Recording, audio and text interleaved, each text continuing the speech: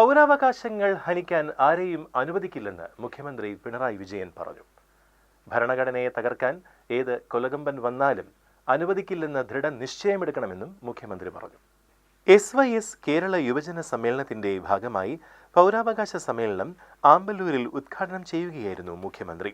പൗരാവകാശങ്ങൾ ഹനിക്കാൻ ആരെയും അനുവദിക്കില്ല. അതിന്റെ അടിസ്ഥാനമായി നിൽക്കുന്ന ഭരണഘടന തകർക്കാൻ ഏത് കൊലക്കൊമ്പൻ വന്നാലും നാം ജനങ്ങൾ അനുവദിക്കില്ല എന്ന ദൃഢനിശ്ചയമായിരിക്കണം നമ്മുടെ ഭാഗത്തുനിന്നുണ്ടാകേണ്ടത്. രാജ്യത്തെ പൗരാവകാശത്തിന്റെ അടിസ്ഥാനം ഭരണഘടനയാണ്.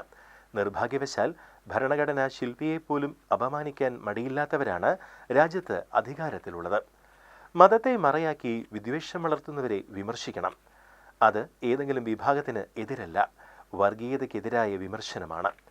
ഭൂരിപക്ഷ വർഗീയതയെ ന്യൂനപക്ഷ വർഗീയത കൊണ്ട് എതിർക്കണമെന്ന് തീരുമാനിച്ചാൽ ആത്മഹത്യാപരമായിരിക്കും. മതനിരപേക്ഷ ജനാധിപത്യ ഐക്യനിരയിൽ അണിനിരന്ന് ഒരുമിച്ച് ചേർന്ന് ചെറുക്കുകയാണ് വേണ്ടത്. ആരാധനാലയങ്ങൾക്ക് മേൽ പുതിയ അവകാശവാദം ഉന്നയിച്ച് രാജ്യത്തെ വർഗീയമായി പിളർക്കാനുള്ള ആസൂത്രിത ശ്രമമാണ് നടക്കുന്നത്.